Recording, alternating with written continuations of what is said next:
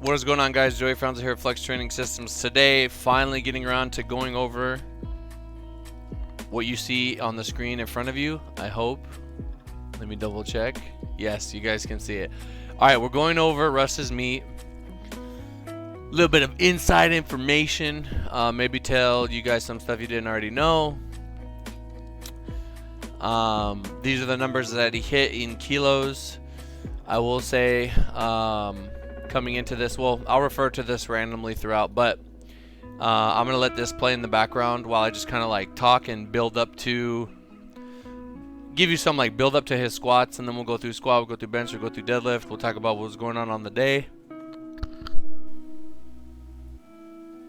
We'll just get into it. So now I will say, in his preparation for this meet, he was probably the most dialed I've ever seen him, just like mentally, physically, with his nutrition. Like everything was like super duper duper min-maxed, if that makes sense.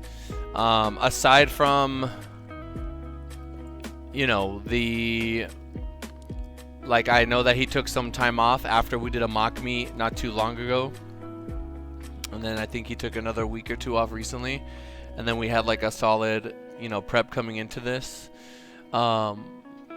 But aside from that, I mean, once we were in prep mode, we were in prep mode. Really quick, as you guys can see right here, we got the post weigh-in keys, we got the chips, we got the Gatorade, then we got the banana, and usually Skittles. That's usually like what he does post weigh-in with the Tri-Oral and the Gatorade. There were a little bit of cramping issues throughout the meet, but I need to talk to fam and figure out like what that was and why that happened, because we can't have that happen. We might not be able to get away with that happening in the future. So I'm sure it's a simple fix. If you guys want to watch the whole thing, link will be in the description down below. But yes, his squat preparation, early on, you know, we're just like, we're gonna make sure that squats are undeniable. Hip crease below the top of the knee, no matter what. We actually moved his belt up a little bit, tiny bit, about a centimeter or two, which is really going to help get the belt out of the way. The point of contact with his belt and his thighs is going to be later in the squat, which is going to allow him to get deeper before he kind of runs into any kind of obstruction. If you notice, his belt is in the middle. Also, the belt buckle's in the middle, so it shouldn't be hitting one leg before the other or anything like that. So opening squat here, down and up, super easy. When I look at squats, or any lift for that matter, really, when I'm judging RPE, I'm just looking at the slowest point. It does, I mean, it's hard to see it here because it goes so fast, but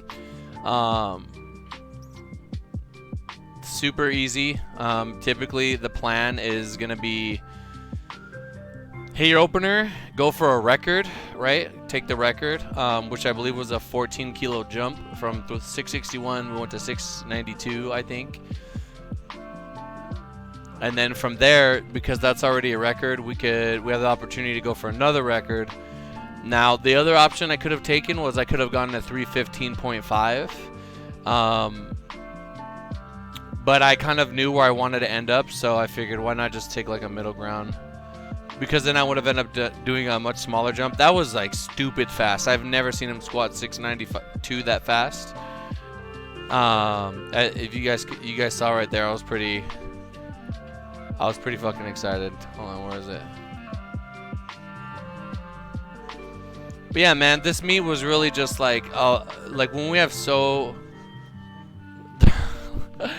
we had so much preparation going into this, and we had COVID, and we had all of that stuff, and then to just like finally, like, we're working on this thing for so long, and to just finally put it together in a meet is just incredibly rewarding for me, because we had worked so hard on squats.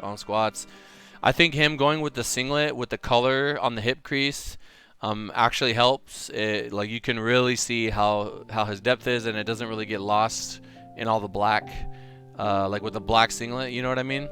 That was such a good squat, man. Again, it looks really, really fast, but when I break it down and I'm looking at the bar on his back and I'm only looking for the sticking point, I mean, I would say very confidently he had another 5 kilos on that. I probably wouldn't go that far.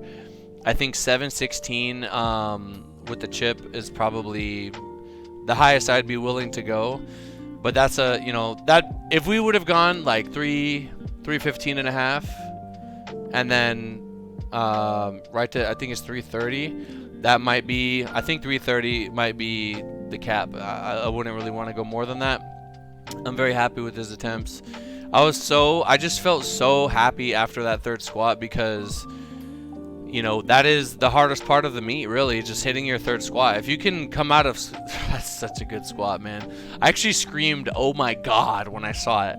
But if you can come out of the meet going 3 for 3 on squat, you're setting yourself up to have a great meet. You know, it's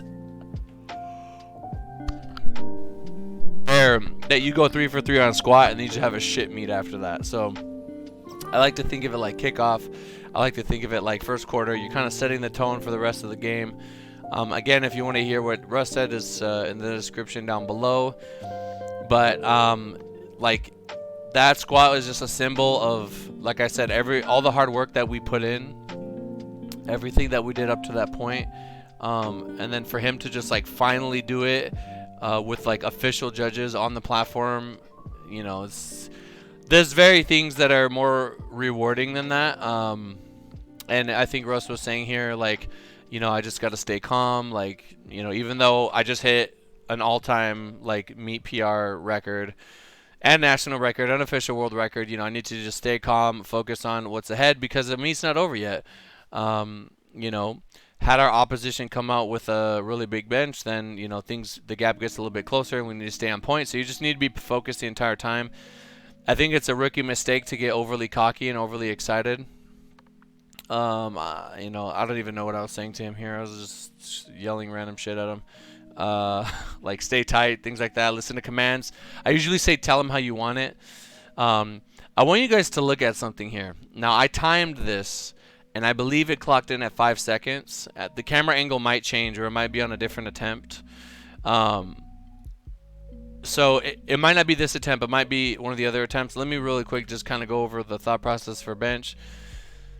So this is an easy opener bench for him, and the plan is to jump anywhere from 7 to 10 kilos. But because of how they were calling it, we had to take a small jump of 5, and then we only jumped 2.5. So realistically, we only gained 7.5 kilos on bench, which is unfortunate. But they were calling bench really, really hard. The holes were super long. And let's count it here. I think they might be pretty consistent. So I want you guys to count when the spotter takes his hands off the bar to when he actually gets the start, right? So I think the seconds are going to be 5:26, 1, 2, 3, 4, and then the bar starts moving, right? It wasn't necessarily the pause that was the pain. It was the handout.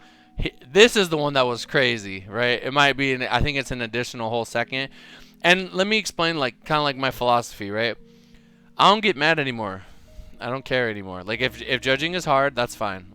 Bring it. Like, we'll do our very best. Oh my God, I'm done! Thank you so much for the follow.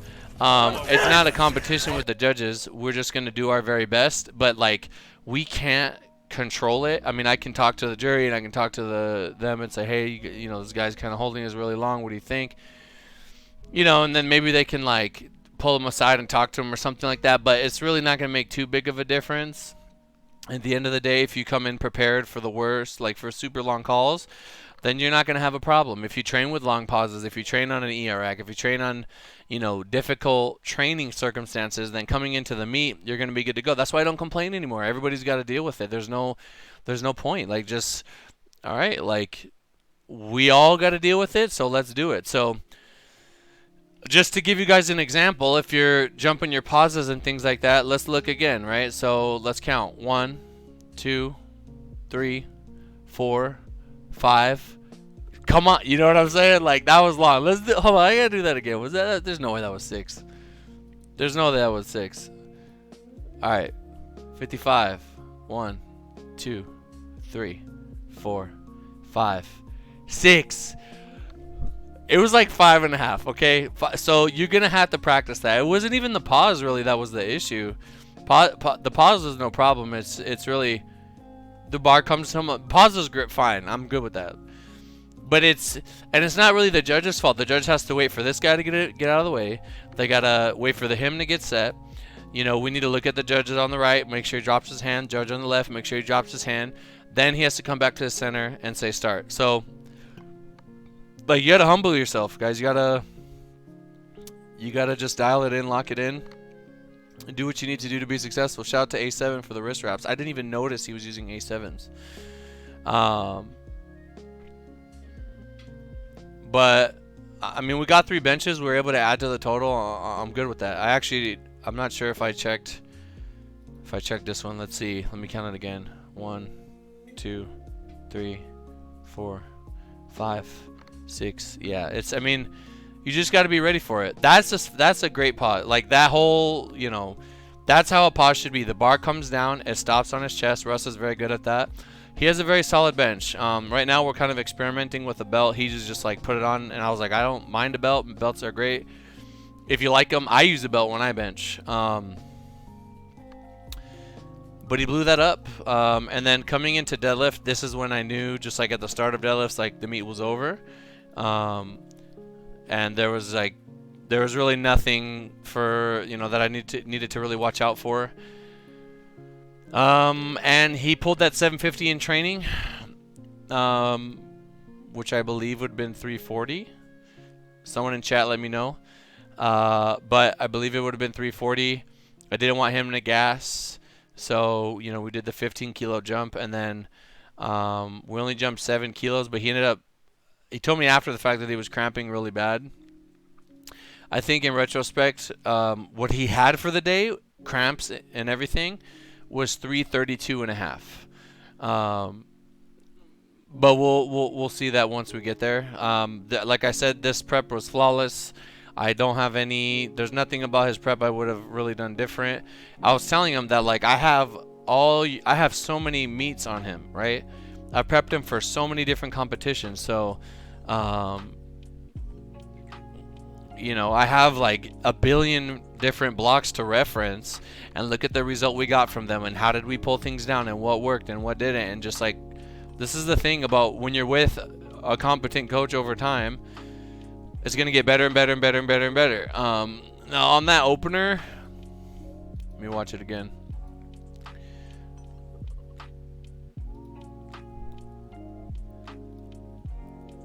I don't know what's going on here. I feel like he could have got his shoulders back a little bit more. Maybe really emphasize locking his knees out. But like I said, he was cramping, and I could kind of tell on his quad, on the outside of his quad. I was like, why is my man cramping right now? But coming in a deadlift 722, I believe. Really? I thought it was 727, but 722. Let's take a look. Really quick on his deadlift grip. So we had been training for forever with palming the bar, putting the bar in the palm of your hand. So he was kind of working deficits, if you think about it, and really just working his grip. Really working grip, really working grip, really working grip. And then, like, I want to say 3 weeks out, he was like warming up with his fingers, and he was like, I feel like he just said it felt really good and I didn't even feel the weight. So I was like, all right, let's run with that. We decided to run with that. Not everybody can hold the bar in their fingers, and even here it's like kind of like almost like a hybrid type deal. Like he's got the bar, like it's in the upper part of his hand. It's not in the bottom. So I mean, it's pretty solid, right? And he has long enough fingers to be able to do it. And like I said, we've been working like the palms so much, and just really trying to build that grip and make it harder for ourselves, that coming into meet day, it just made it that much easier. I will say that this was much better. He was able to lock his knees a little bit more, shoulders back behind the bar. So I'm good with that. Looking at it here, it's very obvious to me. If you look at the slowest point, that 5 kilos is the right call. We had already won the meet at this point, so it didn't really matter I mean, it didn't really matter. He might have won on his opening deadlift, but it didn't really matter what we did after that. So in retrospect, you always want to look back and be like, okay, what was the right attempt? Like I said, just a little bit short. And on this one, like I said, he said he was cramping really bad. We need to just not gas, but it's something we're going to work on. He was shaking a lot, but to be honest, I think he was just torched for the day. Let me look. Yeah, I mean, once you start vibrating like that, it's going to be very difficult to fight. So that's what we need to fix. Just figure out why he was cramping. You know, I can pick a better attempt, but he should be good for more than that. There's no reason why he should pull 750 and then his squats peak amazingly. So you know, lower body goes hand in hand. And then for his deadlift not to be like around that, it shouldn't be. He should have another 5 keys on top of this, but that's what I can fix. That's what we can improve on. Overall, let me just go to this real quick. Overall, he finished with 843 kg total. When this was loaded, the screen said 850, and I just remember sitting there in the back thinking to myself, I have never seen an 83 kg lifter with 850 next to their name. And I was thinking about everything, and I just said, like, this is something that we have built together. We have pushed these limits. We are literally making things that are like impossible possible. We are doing things that have not been done before. You know, we are taking things to the next level, and like I am a part of that. We are a part of that. Like Russ is a part of that. Russ is literally taking things to the next level. He's showing people what can be possible when you focus on everything and dial in.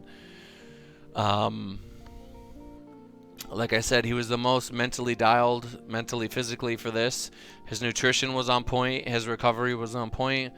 His training time was like the same time of day all the time. Like his meals were weighed out. Everything was like perfect.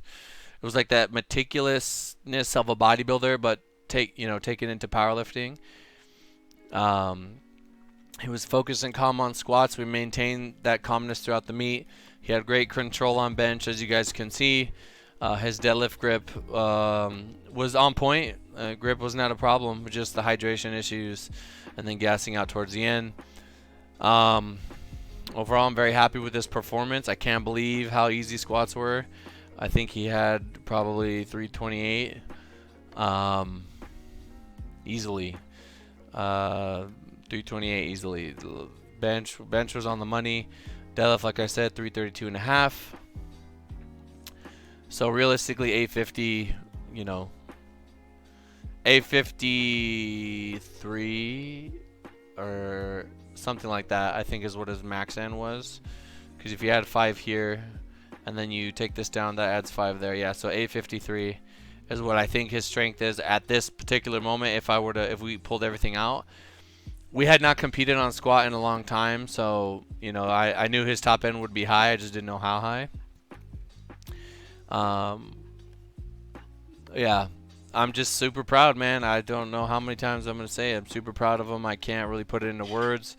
What we're building is like, you guys can go back to 2017. You could see every meet I've done with Russ since then. You could hear my mannerisms. You can hear how I talk then. You can see the evolution. I don't know if there's a better way to just show what happens when you find someone that cares about your lifting as much as you. He's even said maybe even more at times. And you just work hard together. And there's like, the trust is unlike, and I don't even know how to, like, he just trusts me. Just trust me. I trust him. He trusts me. That's it. That's all you got to do. And then you just know that you're going to get there. So, it's like so much beyond like a program. It's like it's so beyond a program. I don't even know how to describe it. It just like it's just the intangibles, man. It's the intangibles. It's the mindset. It's the things that you can't put a dollar amount on. It's the things that you can't put a finger on. It's just like it's elevating. I don't know how to describe it, guys. It's just what we're doing is I think it's really special. So It just goes so far beyond like what is on a spreadsheet. But yeah, if you guys want to watch the whole video, it's in the description down below. He was actually really irritated with that pull after. He's like, man, I hate missing. Again, if you guys wanna watch, description down below. Now, what's next?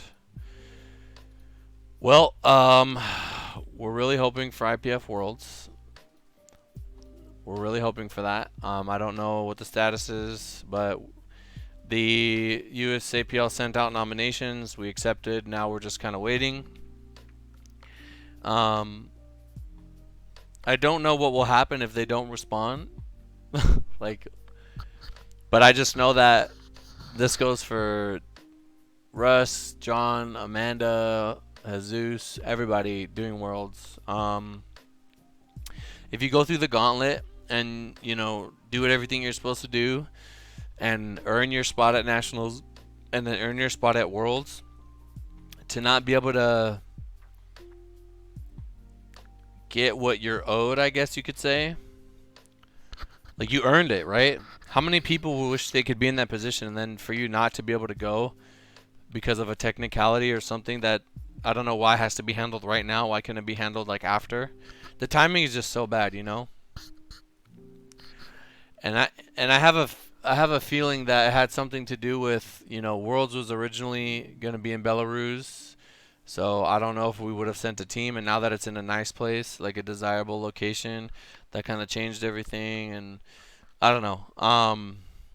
It's just, I just feel like so much is out of my control. I can't do anything. We can't do anything but just wait and hope, and I don't like being in that position. But we will, in my opinion, Russ is a world champion. You know what I mean? And he is. And I still think he's the best in the world, whether Worlds happens or not. But that's me, and obviously I'm going to be biased. But yeah, we want to do Worlds. If not, I don't know. We'll kind of play the field, see what's around. Maybe we compete, maybe we don't. We'll see what the schedule is for next year. But at the end of the day, we're just going to keep it pushing. At this point, you know, we've done this many times. And right now, it's just about building legacy and creating a future that when we look back on, we can say, like, we came to powerlifting, we did some stuff, and when we left, we changed the landscape. Like, we completely changed the landscape. And I think that's what we're doing. That's what he's doing. You know, that's what I'm trying to do with my team. So we are doing. And yeah, I don't know. I don't even know what to say anymore. It's just like, I just want Worlds to happen. You guys deserve it. Anyway, to everyone that supported us throughout the whole thing, I really appreciate you guys. I know that, like, the internet was trying to make us, like, super divisive and, like, you know, pit people against each other and stuff like that, when in reality, like, you guys know Russ. You guys know what me and him bring to the table, and for those of you that didn't doubt us, it means a lot. It means a lot. So, yep, that's pretty much that. In the comments down below, say something. Did you watch Nationals? What was your favorite part of Nationals? Did you watch Russ's meet? What did you think about Russ's squat? What was your reaction to any point during the 83 session? Was there anything that stood out to you that made you like, whoa, what's going on? Or dang, that's nuts. Shout out to all the 83s. Yeah, guys, we'll stay tuned. If something changes, I'll let you guys know. But right now, we're just kind of waiting to see if Worlds is gonna happen or not. That being said, thank you so much for making this far. It means a lot, and I'll see you guys in the next one. Peace.